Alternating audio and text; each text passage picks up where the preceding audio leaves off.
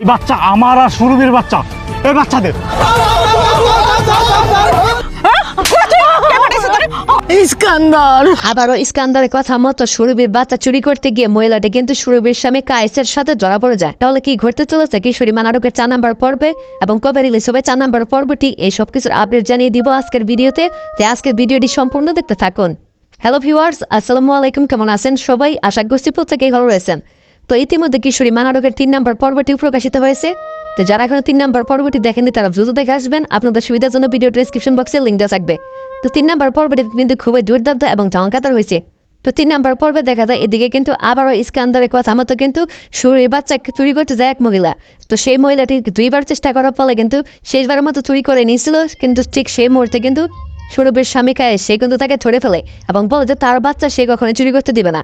তাহলে আগামী 4 নম্বর পর্বে কি সুরভের স্বামী কায়েস সুরভিকে মেনে নিবে, তাদের ভালোবাসা কি পূর্ণতা পাবে? তো আগামী 4 নম্বর পর্বটি হতে চলেছে খুবই দুর্দান্ত এবং ধামাকাদার একটি পর্ব, তাই কেউ 4 নম্বর পর্বটি মিস করবেন না।